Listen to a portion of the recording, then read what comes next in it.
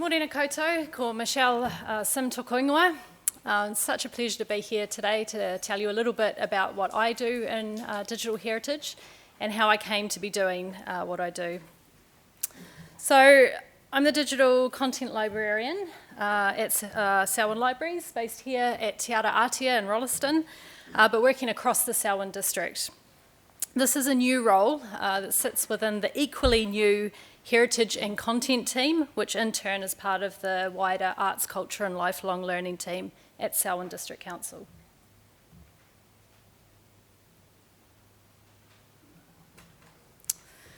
So I've been in this role for about 6 months now, and to be honest, I'm still getting my head around all it involves. The great thing though about being part of, or being in a role that no one's done before, is that you get to be part of shaping something new and exciting. And there's no doubt about it, digital content is at the forefront of new and exciting things in heritage.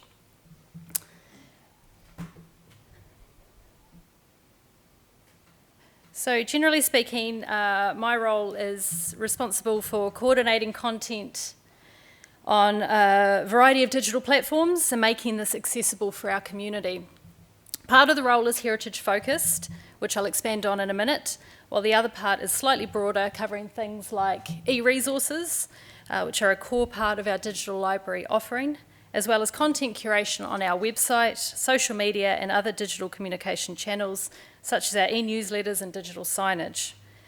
There's also a part of the role that's non-digital, so namely that's the co-curation of our heritage exhibitions at Te Atia, and there were some images of those exhibitions there on that previous slide, as well as in our other libraries.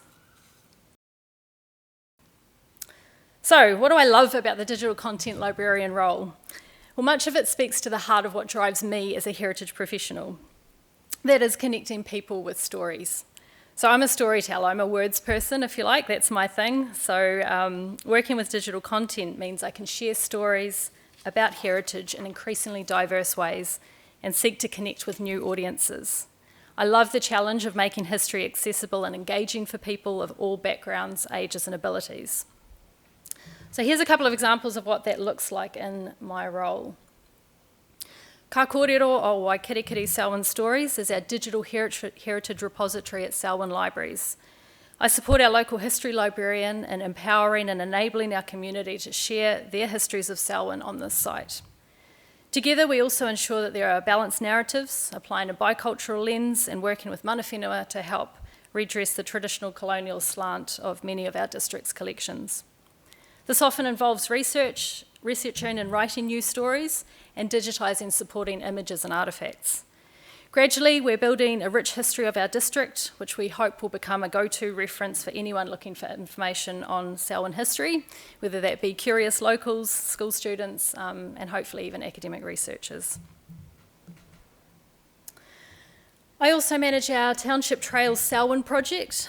This is a curated collection of heritage walking trails, which are available via a downloadable app. Again, I work with our local museums and historical societies to develop the content for these self-guided tours. And with one of my library colleagues, we load this content into an accessible format via the app.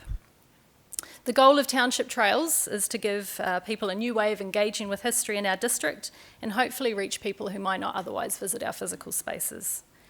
The app was soft launched last year, and currently we've got 2 trails available, although we have several more under development, and they span the district from Lincoln to Arthur's Pass and everywhere in between. So my role involves a lot of working with the community, namely the small volunteer-run heritage organisations and museums across the Selwyn district.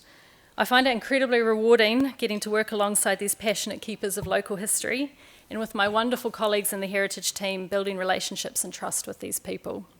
Over many cups of tea and impromptu shared lunches, we've learned about the different challenges that these groups face in preserving their heritage and their widely varying levels of digital literacy. It's wonderful to be able to help build their confidence with digital platforms and see the difference that it makes when they begin uploading and sharing their content and really putting their place on the map. So these pictures here, that one on the left was taken just last week. So that's myself and my colleague Sarah and our lovely intern Maddie, who's actually here today, sitting with the wonderful Louise Deans at Homebush Stables. So this is very typical of the kind of thing we do. We're helping Louise with a cataloguing project, and she's plying us with cups of tea and coffee and soup and buns, and we're sitting on her beautiful Edwardian furniture. This is just brilliant. And there on the right is my colleague Sarah, our local history librarian, working with lovely ladies at Glen Tunnel Museum, just giving them some training on Selwyn stories. For the number of times Sarah and I have just said to each other over the last few months, we just have the best job. And again, can't believe we're getting paid for this. So, how did I get to be driving around the countryside, having cups of tea and chatting about heritage? Well, first of all, although I now work within a wonderful library team, I'm actually a museum professional by vocation. I embarked on my museum career directly after completing an MA in Classics at Otago. Sorry, guys. Given my love of all things historical, museums felt like a pragmatic solution to the what the hell am I going to do with my life question. Fast forward a few more years of extramural museum studies, brief stint of volunteer work, and a first permanent role in the public programs team at Otago Museum, which was very exciting. And I found myself at the Air Force Museum of New Zealand here in Christchurch, where I spent the next 15 years in a variety of roles. So that photo down in the bottom there is myself many years ago with a couple of colleagues on the very first day that the tropical forest, the butterfly house down there, opened. And we had about 1,500 people through the door that day. So this was when we were still looking bright-eyed and bushy-tailed. And that other photo, that's me in my first year at the Air Force Museum. That's just a typical day in the office at the Air Force Museum, dealing with large objects. I must confess, when I embarked on my museum career, like many keen young grads, all I wanted to be was a curator.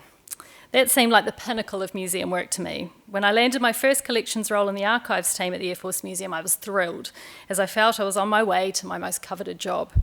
Fast forward a few more years, though, and things panned out slightly differently, as I ended up as the museum's communications manager. One of the best words of advice I was given by an amazing mentor early in my career, our much-loved late Air Force Museum director, Trace Angelo, was to not be afraid to diversify. Become a generalist, she said, and you'll have so many more options and will go much further than if you confine yourself to a single field.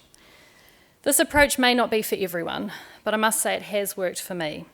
I'd already dabbled in digital things when I was working with collections, collection management systems, digitisation, even social media content. But when I branched out into communications, suddenly I discovered I had a whole new outlet for my drive to share stories about our collection.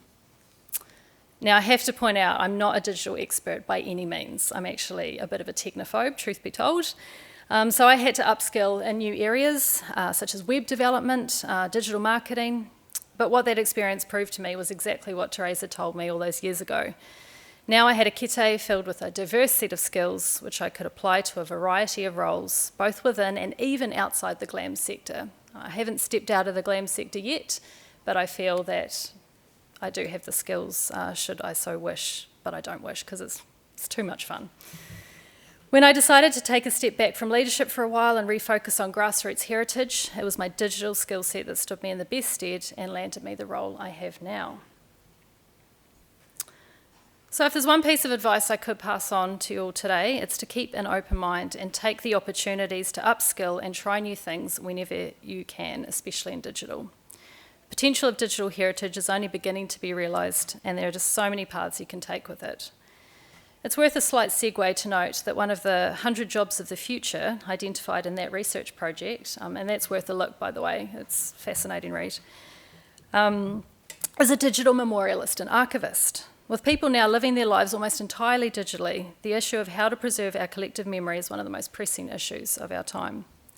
While some might despair at the magnitude of this task, the future is also exciting as we seek new ways of preserving and interpreting this next stage of our history. So far from being preoccupied with the past, a career in heritage can be regarded as actually very future-focused. So I'd encourage you all to consider jumping on the waka and being part of that journey. Ngā mihi nui ki a koutou katoa. Thank you.